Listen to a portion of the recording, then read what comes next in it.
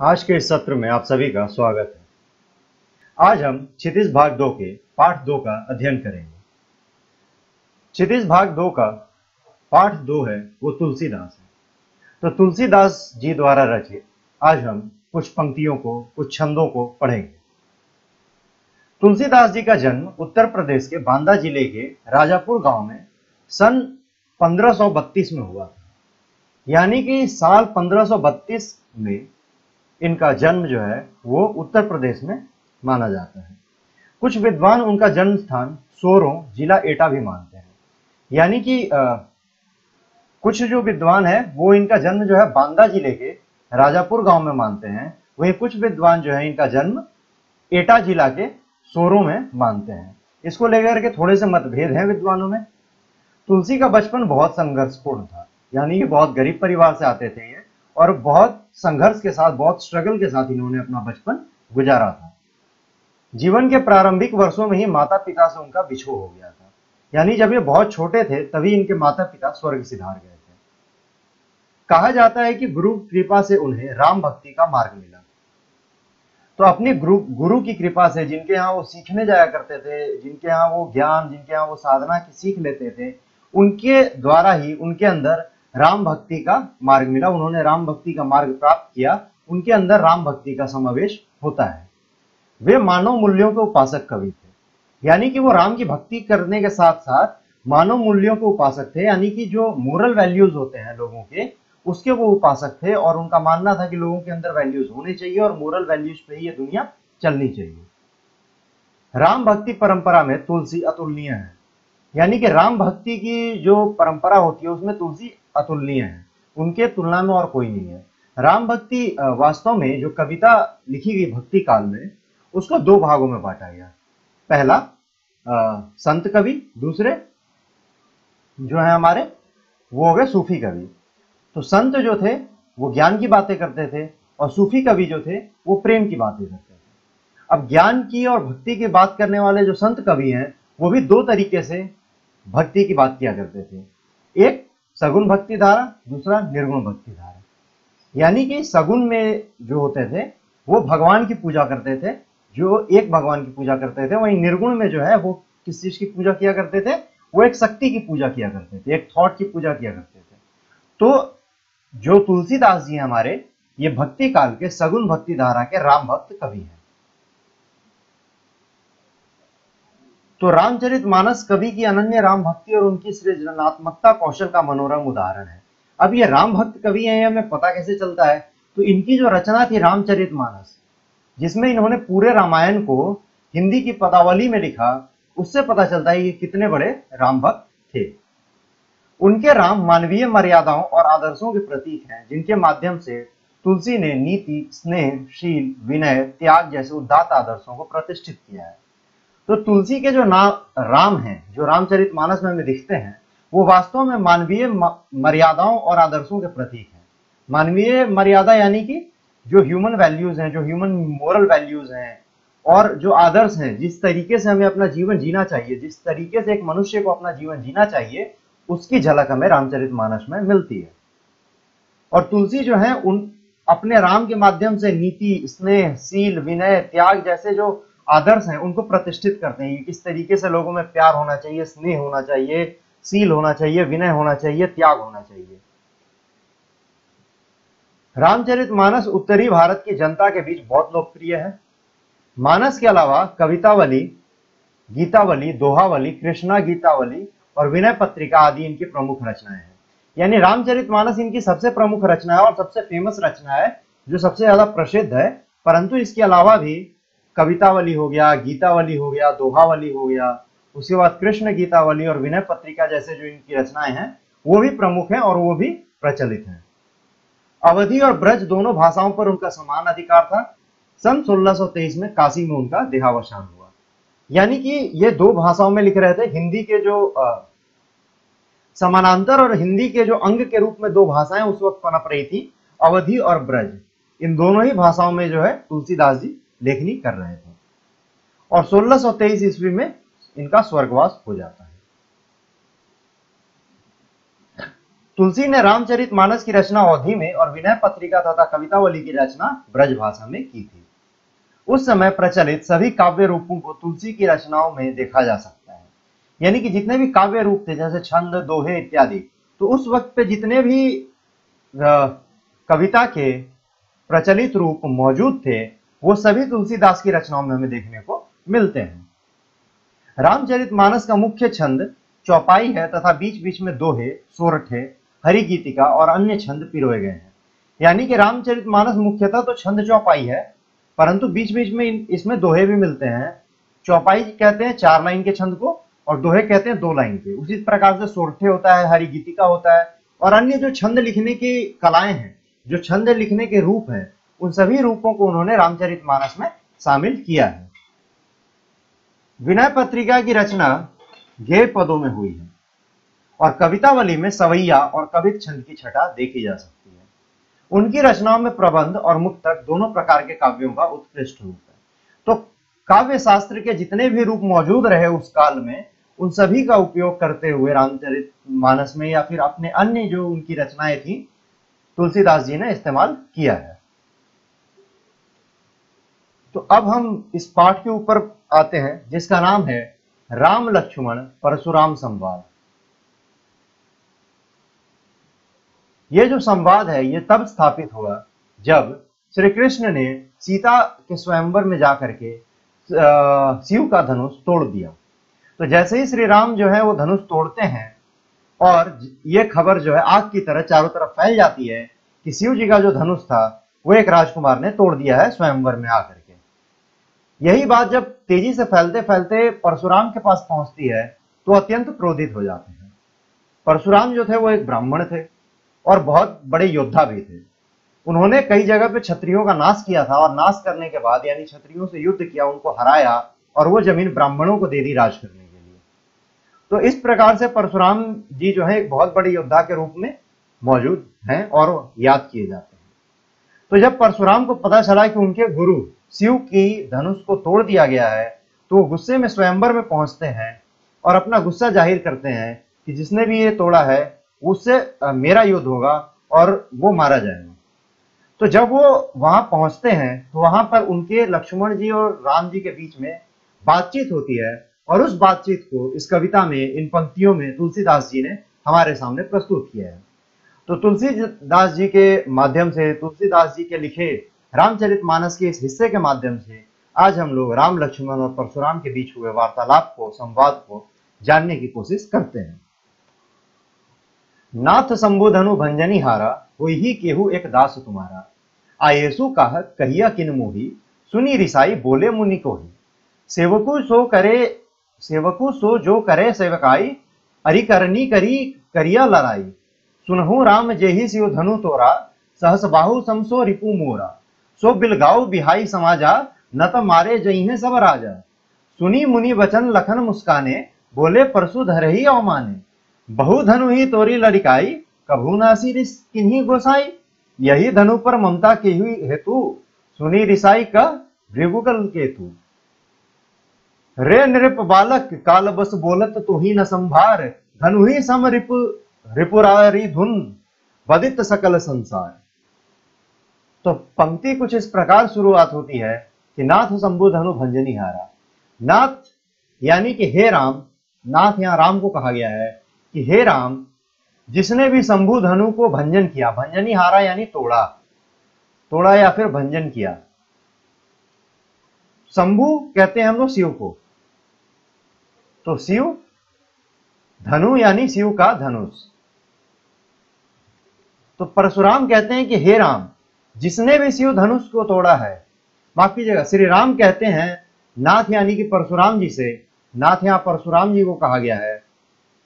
तो श्री राम कहते हैं कि जिसने भी इस धनुष को तोड़ा है, हे नाथ, जिसने भी ये धनुष को तोड़ा है वो कोई ना कोई आपका दास ही है, क्योंकि ये धनुष तोड़ने का हिम्मत ऐसे किसी ऐरे गहरे में हो ही नहीं सकता है। तो वही लिखते हैं कि नाथ यानी परशुराम, शंभु धनु या शिव का धनुष भंजनी हारा तोड़ा, होई ही केहू एक दास तुम्हारा, कि एक दास ही होगा तुम्हारा। केहू यानी कोई, हो ही यानी कि होगा, तो कोई ना कोई वो तुम्हारा एक दास ही होगा वो कोई ना कोई वो आपका एक दास ही होगा जिसने इस धनुष को तोड़ा है। आयेसु कहा कहिए किन मोही, आप कहना क्या चाहते हैं, आप मुझसे कहिए, मैं सुनने को तैयार हूं। सुनी रिसाई बोले मुनि को ही, यानी ऐसा सुन के मुनि जो है बोलते हैं गुस्से में, रिसाई यानी गुस्सा क्रोध, तो सुन करके मुनि कहते हैं कि गुस्से में कहते हैं कि सेवको सो जो करे सेवकाई, सेवक वो है जो कि सेवक करता है। सेवको सो यानी सेवक वो जो करे सेवकाई, जो करे सेवा, सेवक तो वही कहलाएगा जो सेवा करेगा। अरे करनी करिया करी लड़ाई, ऐसा करके तो वो युद्ध का प्रमाण दे रहा है, ऐसा करके वो तो युद्ध को ललकार रहा है, वो मुझसे लड़ाई करने के लिए आतुर हो रहा है। करिया लड़ाई यानी लड़ाई करना, अरे करनी करी यानी ऐसा करके, ऐसा मतलब कैसा, धनुष को तोड़ करके वो तो मुझसे लड़ने को आतुर है। सो बिलगाओ बिहाई समाजा, न तो मारे जइहे सब राजा। तो गुस्से में कहते हैं कि सेवा जो करे वही सेवक है, और जो ऐसा करेगा वो तो वास्तव में मुझसे लड़ना चाहता है। तो जिसने भी ये किया है वो पूरे समाज से अलग खड़ा हो जाए और मुझसे बात करे, वरना यहां पर जितने राजा मौजूद हैं सब के सब मारे जाएंगे, ना तो मारे जाएंगे सब राजा। सो बिलगाओ सुनी मुनि बचन लखन मुस्काने, बोले परशुधर ही अवमाने। यानी ऐसा सुन करके जब परशुराम ने कहा कि सारे राजा मारे जाएंगे, जिसने तोड़ा है वो सामने आ जाए, नहीं तो परशुराम जो ऐसा सुन करके थोड़ा मुस्कुराते हैं और मुस्कुराते हुए कहते हैं कि परशुराम से वो कहते हैं परशुधर ही अवमाने, यानी परशुराम को थोड़ा अपमान देते हुए कहते हैं, थोड़े अपमानित रूप में कहते हैं, बहु धनु ही तोरी लरिकाई, कभू नासी रिस्किन ही गोसाई। कहते हैं कि ऐसे धनुष तो हमने बचपन में बहुत तोड़े हैं, खेलते हुए सीखते हुए, तब तो आप कभी गुस्सा करने नहीं आए। कि कभी कभू नासी रसी किन्हीं गोसाई, कि गोसाई यानी कि आप जो मुनि, आप तो कभी भी कभू नहीं आए, इसलिए असी ऋषि किन्हीं, यानी ऐसा गुस्सा करने तो आप कभी नहीं आए। बचपन में तो हमने इतनी लरिकाई में, अपने बचपन में हमने इतने धनुष तोड़ दिए हैं। यही धनु पर ममता के ही हेतु, सुनी रिसाई का भृगुकुल केतु। ऐसे अब इस धनुष पे आपको इतना प्रेम क्यों है, इतनी ममता क्यों है आपको? तो ऐसा सुन के जो है परशुराम फिर से गुस्सा हो जाते हैं और गुस्सा होकर के वो कहते हैं कि रे नृप बालक काल बस बोलत तो ही न संभार, कि तेरे ऊपर काल मंडरा रहा है और तू क्या बोल रहा है तुझे समझ नहीं आ रहा। बोलत तो ही न संभार, संभाल नहीं है तुझे अपने बोल के ऊपर। धनु ही सम त्रिपुरारी धनु विदित सकल संसार, ये धनुष को तू बाकी धनुषों से कंपेयर कर रहा है, इस धनुष की तुलना तू बाकी आम धनुषों से तुलना कर रहा है तो इसकी, जबकि ये त्रिपुरारी की धनुष है। त्रिपुरारी यानी कि शिव, एक और नाम है शिव जी का त्रिपुरारी। तो त्रिपुरारी के धनुष का कोई धनुष पूरे दुनिया में नहीं है, ये एक लौता धनुष मौजूद है यहाँ, और तू इसकी बराबरी एक तुच्छ और छोटे मोटे धनुष से कर रहा है। लखन कहा हंसी हमरे जाना, सुनहु देव सब धनुष समाना। तो लखन जो है वो फिर से हंसते हुए कहते हैं कि देव ऐसा है कि सुनिए, धनुष जो है मेरे लिए तो सब के सब एक जैसा ही है। फिर वो कहते हैं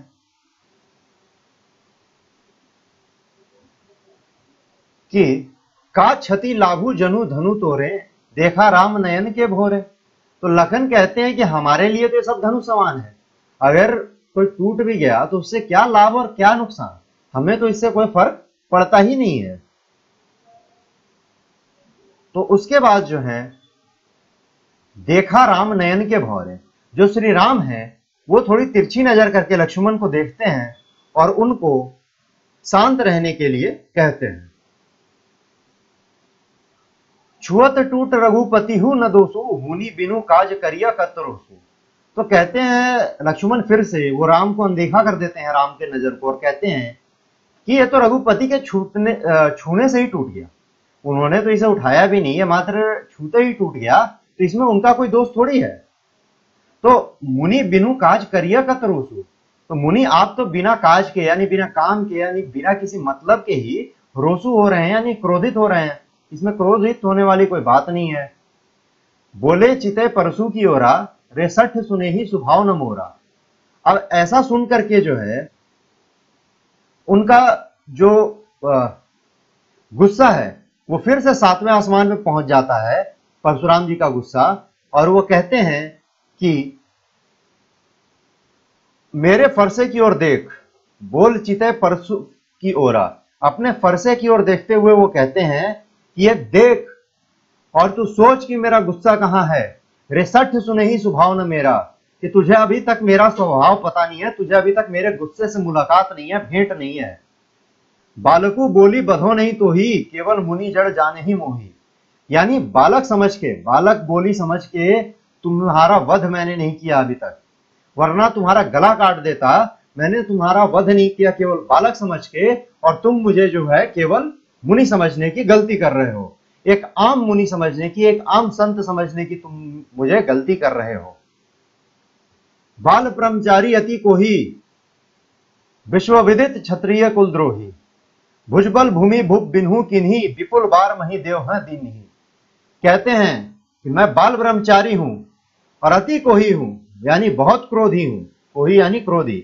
मैं बाल ब्रह्मचारी हूं और साथ ही साथ मैं बहुत क्रोधी हूं, और सारा संसार जो है वो मेरे क्रोध से वाकिफ है। सारा संसार मेरे क्रोध को पहचानता है। विश्व विदित क्षत्रिय कुल द्रोही, यानी कि पूरे दुनिया में अगर क्षत्रिय कुल का कोई द्रोह कर सकता है, क्षत्रिय कुल का कोई विनाश कर सकता है, तो वो केवल मैं हूं। और भुजपल भूमि भूप बिनु किन्ही, यानी कि कई सारे भुजबल को, कई सारे क्षत्रियों को हमने हराया है, उनकी जमीन से उनको खदेड़ा है, और उनकी जगह जो है महिदेवहन को यानी ब्राह्मणों को हमने राज करने के लिए वो जमीन दान में दे दी है। सहस बाहु भुज छेदनी हारा, परसु बिलोकु महिप कुमारा। यानी सहस बाजू को भी हमने अपने फरसे से जो है हरा दिया, उसके टुकड़े टुकड़े कर दिए। ये वही परसु है जिसको देख महिप कुमारा। महिप कुमारा लक्ष्मण को कहा जा रहा है कि परसु बिलोक महिप कुमारा, मेरे फरसे को देख तू राजकुमार। इसी फरसे से मैंने सहस्त्र बाहुभुज का जो है विनाश किया था, उसका संहार किया था। मातु पितु जनी सोच बस, करशी महिष किशोर। गर्भन के अर्भक दलन, पशु मोर घती अति घोर। तो कहते हैं कि हे राजकुमार, तुम मुझसे भिड़ करके, तुम मुझसे लड़ करके अपने माता पिता की चिंता मत बढ़ाओ। मेरे दलन से, मेरे फरसे के जोर से, मेरे फरसे की आग से, मेरे फरसे के क्रोध से जो है गर्भ में पड़ा बच्चा भी दहल उठता है। तो तुम किस खेत की मूली हो? अपने माता पिता की चिंता यहां न बढ़ाओ। बिहसी लखनू बोले मृदुबानी, अहो मुनिषु महाभट मानी। पुनी पुनी मोही देखाओ कुठारो, चाहत उड़ावन फूकी पहाड़ो। यहाँ कुम्हड़ बतिया को नाही, जे तर्जनी देखी मरी जाही। देखी कुठारू सरासन बाना, मैं कछु कहा सहित अभिमाना। भृगुसुत समुझी जनेऊ बिलोकी, जो कुछ कहूं सहो रिसरो की। सुर महिसुर हरिजन अरुगाई, हमरे कुल इन पर न सुराई। बंधे पापू अब कीरत हारे, मारतहु पा परिय तुम्हारे। कोटि कुलिस सम बचनु तुम्हारा, व्यर्थ धरहु धनु बान कुठारा। जो बिलोकी अनुचित के मुंह, छमहु महामुनि धीर। सुनी सरोस भृगु बंसमणि, बोले गिरा गंभीर। तो लक्ष्मण जो है इस बार मृदुवाणी में बोलते हैं, यानी बड़े प्यार से बोलते हैं। यहां पर मृदुवाणी में बोल रहे हैं कि मुस्कुराते हुए प्रेम भरे स्वर से, कि अहो मुनिषु महाभट मानी, कि मुनि आपको मैंने मान लिया। आप तो जाने माने योद्धा निकले, आप तो बहुत बड़े योद्धा निकले। आप तो पुनी पुनी मोहे दिखाओ कुठारो, यानी बार बार, पुनी पुनी यानी बार बार, मोही यानी मुझे, कुठारू दिखा रहे हैं आप। कुठारो यानी फरसा। आप तो मुनि महाभट मानी, आप तो बहुत बड़े महाबली निकले कि आप बार बार जो है अपना फरसा मुझे दिखा रहे हैं। चाहत उड़ावन फूकी पहाड़ो, यानी आप चाहते हैं कि फूंक मार के पहाड़ को उड़ा दें। यहां कुम्हड़ बतिया को हो नहीं, यहां पर जो है कुम्हड़ बतिया कोई नहीं है। यहां ऐसा व्यक्ति कोई भी नहीं है जो आपकी बात को इतनी आसानी से सहन कर ले, और जो आप पहाड़ उड़ाना चाहते हैं वो उड़ जाए। कुम्हड़ बतिया हम लोग कहते हैं उस पेड़ को जो छुई का पेड़ होता है, जिसपे अगर उंगली लगा दी जाए तो मुरझा जाता है। तो लक्ष्मण कहते हैं व्यंग कसते हुए कि यहाँ पे कुम्हड़ बतिया कोई नहीं है। यहाँ कोई आपके तर्जनी को देख करके मरेगा नहीं, यहां आपके गर्जन को देख करके कोई मरेगा नहीं। देखी कुठारू सरासन बाना, मैं कछु कहा सहित अभिमाना। यानी कि इस कुठारू को देख करके, आपके इस फरसा को देख करके और आपकी इस बड़ी बड़ी डिंगों को सुन करके मैं डरने वाला नहीं हूं। भृगुसुत समूझी जनेऊ बिलो की, जो कुछ कहूं सहो ऋषरो की। यानी कहते हैं कि मैंने तो देखी कुठारू सरासर बाना, ये जो आपका फरसा है, ये जो आपका सरासन बाना है, यानी ये जो आपका पहनावा आपने पहनावा पहन रखा है, आपने जो पहनावा ओढ़ रखा है, इसको देख करके तो आप जो है मुझे एक ब्राह्मण लगे। मैं तो आपकी इज्जत कर रहा था, मैं आपको एक वीर योद्धा समझ रहा था, और इसलिए मैंने आपको अभिमान पूर्वक कुछ कह दिया। आपके कंधे पे जब जनेऊ देखा तो मैंने आपको भृगुसुत समझा, यानी कि भृगु मुनि, भृगु का पुत्र समझा, और इसलिए अपने गुस्से को कंट्रोल कर लिया, अपने गुस्से को रोक लिया, ऋष रोकी, अपने क्रोध को रोक लिया, और आपकी बातों को सहता रहा। जो कुछ कहूं सहो, आपने जो कुछ कहा मैंने वो सहा। क्यों सहा? क्योंकि मैं तो आपको भृगु पुत्र समझ रहा था जब मैंने आपके गले में जनेऊ देखा। सुर महिसुर हरिजन अरुगाई, हमारे कुल इन पर न सुराई। यानी कि हमारे यहां पर जो है देवता को, अच्छे लोगों को, ब्राह्मण को, भक्त को और गाय को, यानी कि सुर जो है वो देवता हो गए, महिसुर जो है वो ब्राह्मण हो गए, हरिजन यानी भक्त, अरु यानी गाय। तो देवता, ब्राह्मण, गाय और भक्त को हमारे यहां पर कोई परेशानी नहीं दी जाती है, उनसे उनके ऊपर कोई वीरता नहीं दिखाई जाती है। हमारे कुल इन पर न सुराई, उन पर कोई वीरता नहीं दिखाई जाती। बंधे पापू अब कीरत हारे, मारत हु पा परिया तुम्हारे। यानी कि आपको मार करके हम जो है अपने ऊपर पाप नहीं लेना चाहते हैं, बल्कि हम आपसे हार करके और पुण्य प्राप्त करना चाहते हैं। तो उसके बाद कहते हैं कि बंधे पापू कोटि कुलिस सम बचनू तुम्हारा, व्यर्थ धरु धनु बान कुठारा। कि आपके तो आवाज में, आपकी तो बातों में ही इतनी कठोरता है कि आप उसी से किसी को हरा दें। आपको धनुष बाण उठाने की जरूरत क्या है? तो इस प्रकार जो है लक्ष्मण इस पूरी पंक्तियों में जो लगातार व्यंग कर रहे हैं परशुराम जी के ऊपर, कि आप जो है केवल बातें करते हैं, युद्ध नहीं करते, और आपकी तो मैं बहुत इज्जत करता हूं क्योंकि आप इतने बड़े योद्धा हैं, आपकी ताना बाना देख करके पता लगता है आप तो व्यर्थ में धनुष बाण उठा रहे हैं, आपकी तो बातें ही इतनी कठोर हैं। जो बिलो की अनुचित केहू क्षमहु, महामुनि धीर, सुनी सरोस भृगुवंशमणि बोले गिरा गंभीर। तो यह सुनकर के अब जो है विश्वामित्र जी बीच में आ जाते हैं, जो राम और लक्ष्मण के गुरु थे, और कहते हैं कि परशुराम से कहते हैं, हे मुनिवर, यदि इस बालक ने आपका अपमान किया है, आपको कुछ अनाप शनाप बोला है, तो कृपया इसे क्षमा कर दें। कौशिक सुनहु मंद एहु बालकु, कुटिल कलबश नीच कुल घालकु। भानु बंस राकेश कलंकु, निपट निरंकुश अबुधु अशंकु। काल कवलु होई ही छन माही, कहो पुकारी खोरी मोही नाही। तुम हट कहू जो चहु उबारा, कही प्रतापु बल रोशु हमारा। तो अब कहते हैं कि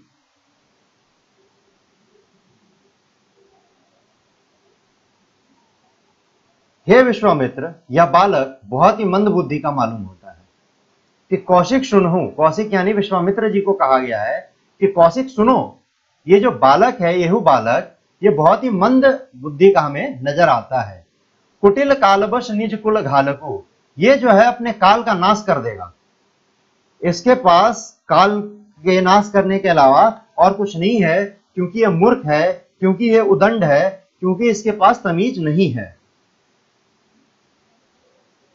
भानुवंश राकेश कलंकु, निपट निरंकुश अवधु असंकु। ये जो है कलंक है अपने कुल के ऊपर, और जो इसको जो है वो सत्य का ज्ञान नहीं है, इसको जो है कोई ज्ञान नहीं है। काल कवलु होई ही छन माही, कहो पुकारी खोरी मोही नाही। इसे सत्य का ज्ञान नहीं है, और यह चंद्रमा में लगे दाग की तरह अपने कुल के लिए कलंक है।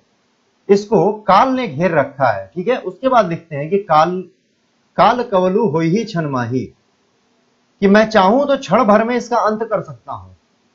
कहो पुकारी खोरी मोही नाही, और फिर मुझे तुम दोष मत देना। तुमहु हट कहू जो चहु बारा, कही प्रतापु बल रूसु हमारा। उसके बाद कहते हैं कि अगर तुम इस बालक की सलामती चाहते हो तो मेरे प्रताप, बल और क्रोध के बारे में बतलाकर इसे समझाओ एवं शांत करो। तो इस पूरे 4 पंक्तियों में क्या कहते हैं वो कि ये जो है कलंक है, यह ज्ञानी है, यह मूर्ख है, इसको ज्ञान नहीं है और इसलिए मुझसे बदतमीजी कर रहा है। इसे ये ज्ञान नहीं है कि मैं कितना बड़ा योद्धा हूं और मैं कैसे इसका तुरंत ही वध कर सकता हूं। तो विश्वामित्र से कहते हैं कि इसको मेरे ताकत के बारे में समझाओ और यह भी समझाओ कि ये मुझसे उलझे नहीं। उसके बाद लिखते हैं, लखन कहेहु मुनि सुजसु तुम्हारा, तुम ही अछत को बरने पारा। अपने मुंह तुम अपनी करनी, बार अनेक भांति बहुबरनी। कहते हैं कि हे मुनिवर, आप अपनी वीरता का बखान करते हुए थक नहीं रहे। आपने कई प्रकार से अपनी वीरता के बारे में बतलाया है। आपके बल और साहस के बारे में आपसे अच्छा भला कौन बतला सकता है। तो लिखते हैं कि मुनि सुजसु तुम्हारा, मुनि कहते हैं कि आपकी बातों को सुन के लगता है कि तुम ही अछत को बरने पारा, तुम तो अपने ही मुंह मियां मिट्ठू बने जा रहे हो और वास्तव में आपके मुंह से अलावा और कौन आपका इतना अच्छा बखान कर सकता है। आप बार बार अपना बखान कर रहे हैं, अनेक भांति बहुबरनी, यानी हर बार आप अलग अलग तरीके से अपना बखान किए जा रहे हैं। नहीं संतोषु तब पुनि कुछु कहो, जिन ऋष रोकी दुख दुख सहु। यानी कहते हैं कि अगर आपको इतने पे भी संतोष नहीं है तो आप दोबारा कुछ कह ले, कह के आप अपने मन का जो दुख है उससे ऋणी हो जाएं, आप उससे दूर हो जाएं, क्योंकि क्रोध सहन करके आप अपने आप को पीड़ा न दें। वीरव्रती तुम धीर अछोभा, गारी देत न पाहु शोभा। यानी कि आप गाली देते हुए वैसे भी शोभा देते नहीं हैं। आप एक वीर पुरुष हैं, आपके अंदर धैर्य और क्षमा जो है वो व्याप्त है। आपके अंदर धीर यानी धैर्य और अछोभा यानी क्षमा। तो आप इतने वीर व्यक्ति हैं, वीरव्रती हैं कि आपके अंदर धीर और अछोभा का तो समावेश है ही, इसलिए गाली देते हुए आप अच्छे नहीं लगते। सूर समर करनी करही कही न जान, जना वही आपू, विद्यमान रण पाई रिपु कायर कतही प्रतापू। तो सूरवीर युद्ध में अपनी सूरवीरता का प्रदर्शन करते हैं। सूर समर करनी करही कहीं न जानही आपू, कि वो जो सूरवीर हैं, जो योद्धा हैं, वो अपनी योद्धा का परिचय, अपनी योद्धपन का परिचय, अपने योद्धा होने का परिचय केवल और केवल युद्ध के मैदान में देते हैं, न कि हर जगह वो अपनी बात करते चलते हैं। विद्यमान रण पाई रिपु कायर कतही प्रतापू। वहीं जो कायर व्यक्ति होता है वो अपने मुंह मियां मिट्ठू बनता रहता है। वो कायर व्यक्ति ही होता है जो युद्ध में दुश्मनों के सामने खड़ा होकर के बात करने में अपना समय व्यर्थ कर देता है। तुमहु तो कालू हाक जनु लावा, बार बार मोही लगी बुलावा। सुनत लखन के बचन कठोरा, परसु सुधारी धरेऊ करत घोरा।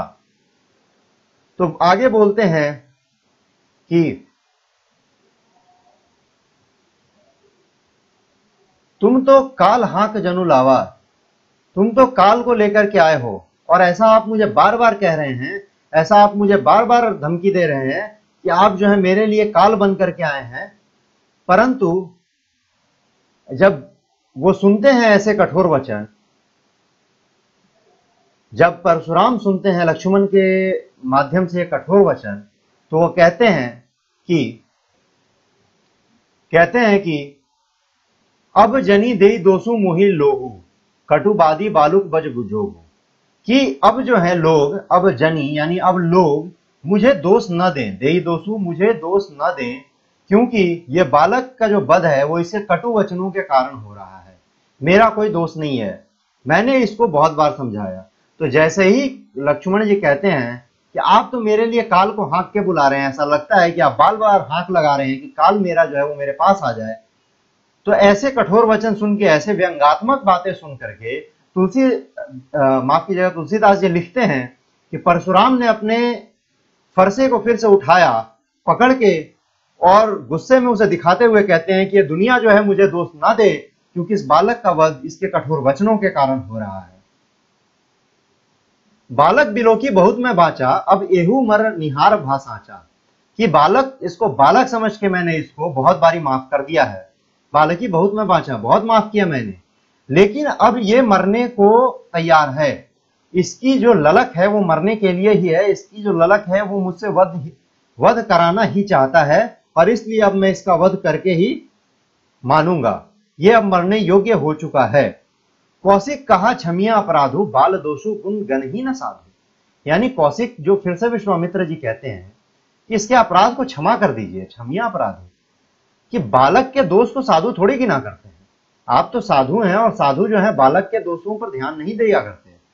खर कुठार में अरकुन को ही, आगे अपराधी गुरुद्रोही। कहते हैं कि तुम्हें पता है कि मैं कितना कठोर हूं। उन्होंने फिर से कुठार को उठाया और कुठार उठाते हुए यानी अपना फरसा उठाते हुए कहते हैं कि तुम्हें पता है कि मैं कितना क्रोधी हूं, मुझे कितना क्रोध आता है, और यहां मैं अपने गुरुद्रोही के अपराधी के सामने खड़ा हूं।